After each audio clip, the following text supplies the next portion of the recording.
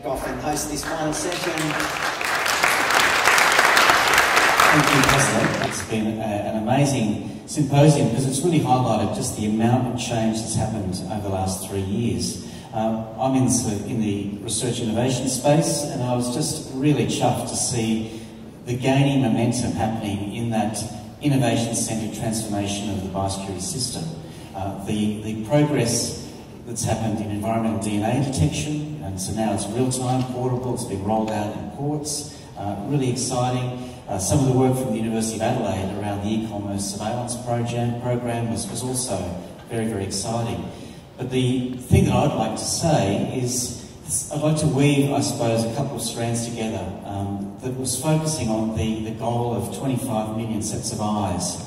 And when we spoke about the decade of biosecurity, it quickly sort of turned to a bottom, we need the bottom-up movement. So I suppose the outcome that I'd like to leave with you is that I really believe that a major and tangible first step to making the decade of biosecurity real is to look at how governments can enable a more sort of stitched, a more meshed, coherent, focused, general biosecurity surveillance network and system. And if we really make that a priority of the collective working with governments, I think that's something that I'd love to be able to report back in 2 years. Anika, who was our first keynote, she reflected that we don't learn by talking to ourselves, and often people think you might be a bit crazy if you're talking to yourself. Nothing wrong with that, I do it a lot.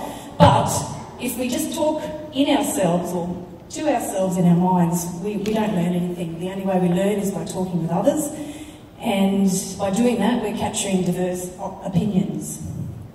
So I think the primary takeaway, and we've spoken about this, and this has been a key theme for biosecurity over the years, is that preparedness is where the investment needs to be placed, where there's a much better return on each dollar invested. And if the community are leading this and mainstreaming ideas and attitudes that are relatable, then they will be shared amongst most. So the future's depending on what we do today, and we have the permission to act. One of the questions I keep getting asked, and you're all so right around this, how will we resource that? Money is very important, and I'd say also in this day and age, so is time. But let's talk about the money. In 2019, we committed. We said we needed a national biosecurity strategy, and it must have a sustainable investment plan with it. Well, we're on the road with a draft national biosecurity strategy. We now need sustainable investment. But how much? That's the, million-dollar question, or the billion-dollar question. How much I keep getting asked? Well, this is what we believe. We believe that at the very least there needs to be a doubling in real terms of the current level of investment by 2030. I'm finished. And that this would comprise new money invested in addition to the current level of biosecurity investment. And this would be built on a new biosecurity investment model, one that sources funds from government and business, philanthropists, NGOs and others. Now I know my colleagues believe, this is a bargain. It's dirt cheap. Because this investment is our future. Since the costs of getting it wrong are so high. So help us make this happen. You're all interested in the money. We need this commitment. We need the noise. And Andy's going to tell you how you can make more noise. So biosecurity, this word, this special word, it's our problem. It's not just my problem, it's our problem. It's our chance. Biosecurity is our chance. And it's our system. It's all of our systems. And this biosecurity collective that we talk about, this is our collective. It's not the 4 organisations, it's our collective. We are the biosecurity collective.